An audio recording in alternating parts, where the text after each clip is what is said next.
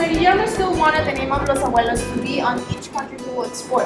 And he does it through silk screening and glassing. When we receive our bottles, they're going to be clear, they got nothing on them. We use this little wooden machine, and it has a mesh. You put the bottle underneath, pull it, and it's going to go through the mesh. Just using water, high pressure, you remove the excess of the chemical, and you're going to reveal the glass edging, this one. Once it's ready, we send it to the bottling.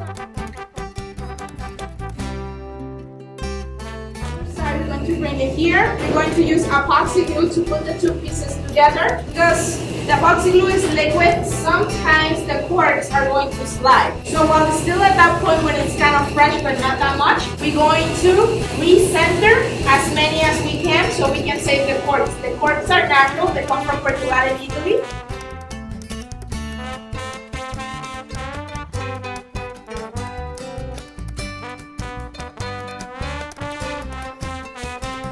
Fortaleza tequila. Alright guys, welcome to Eladio Sauza. This property was acquired by the family in 1952 by the third generation, El Señor Francisco Javier Sauza. He was a person of high efficiency, and when he purchased this place, he wanted to make tequila using the tahona. Tahona is not that efficient, so he decides to close this place in 1968 and makes it into a museum. The property is around 65 acres of land. We have more than 200 different types of trees, floral trees, fruit trees, seasonal cropping, and we also have our own agave fields in the back.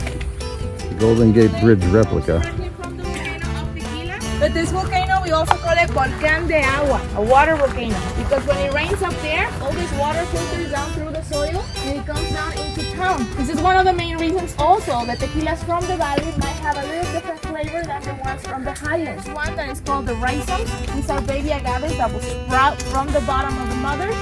Where? Over there? Yeah. So over there you can see some babies, some of these rhizomes. You're going to wait until they're around 8 to 12 months old, and then you can take them out from the soil. When you use this method, you only have to wait your traditional 7-8 years roughly for the agave to be ready for its harvesting, or as we say in Spanish, la jima del agave. And the person in charge is called el jimador. It's just to shave the leaves away.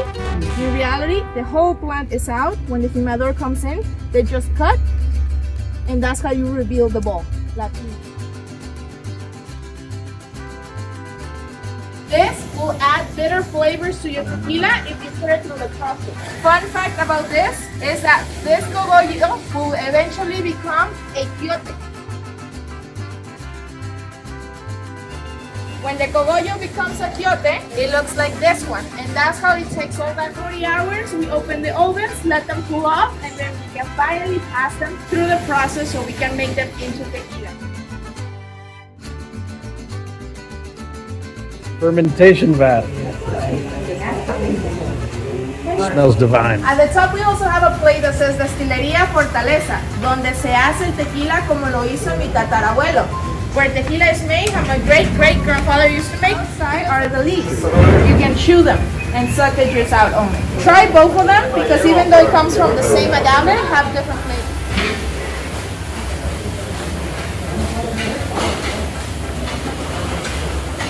You can see this is a single-room distillery. Every step happens within. In the back area where you see the steam coming out, those are the two ovens. Right now they are working, and we're going to use the machine next to it, which is a desgarradora, a shredder. You're going to shred 3 tons of agave and place it inside, nice and even all around. And once you have the 3 tons, the tahona is the stone that looks like a wheel. This will go around for about 3 hours. Someone has to jump in the pit and walk behind the tahona to incorporate the fibers into the path of the stone. Once you're done crushing, you're going to place the wooden pallets that you see across this pit, add water to it, and just like you see it, they're going to jump in and start rinsing the fibers with the pitchforks. Eventually, when all the fibers are up, we're going to open this channel behind me, and we're going to drain the juice. And all the juice will be put into this recipient tank. Add more water and give it a second ramel, which is a type of pine tree that grows in the state of Michoacán. It's naturally completely open, and it depends a lot on the weather. 2 days is enough for fermentation to finish. If it's December, 4 days. Once fermentation is done, This liquid will have around 5 ABV, which can get you drunk just like a beer, but it's not recommended. We want to send it to the still cups in the back area. Here we're going to run it twice. Will become a clear liquid. We call it tequila ordinario. Can be up to 20 ABV, but you're dealing with alcohols like methanol. So if you drink this, you can get poisoned. That's why you have to run it a second time where you finally do the cuts. Heads, hearts, and tails. And this is how you separate. The hearts are going to be our tequila. And the tails get collected in a tank and then sent to a treatment plant because this is highly toxic. If you just dump it into a river or into a piece of land, it's going to kill it for decades. It's the smaller one. This is about 400 barrels. They're all made out of American white oak. We purchase them from companies like Buffalo Trace, Four Roses, Jack Daniels, Jim Beam, Heaven's Heel, basically wherever we can get our hands on. They're used barrels. So when we bring them here, we're going to take advantage of the char that they come with, pour tequila, and let it age for 18 months, which will be our añejo. Once the añejo is ready, we take it out, pour more tequila, and let it age for 6 months. This will be our reposado. And so on until you do it 9 times, which equals to 7 years and a half. That's the lifespan, roughly, for each one of the barrels that we have here.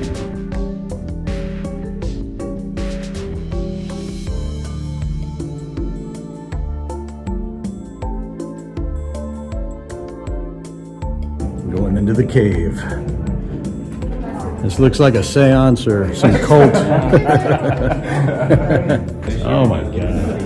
Dude, totally. What, you're not in already? You guys from California. Jasmine, you are missing out. This is the man cave.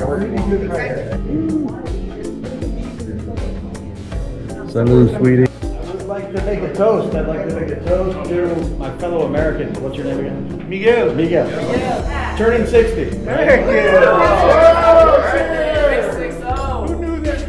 Who knew you could be this old? That's what I say. I'm actually 80, but I look 60. Somebody get married? So you're not from Frisco. No. So you're marrying a woman. I'm just checking. It's okay either way. I have no judgment. No judgment. That's Cali on Cali violence.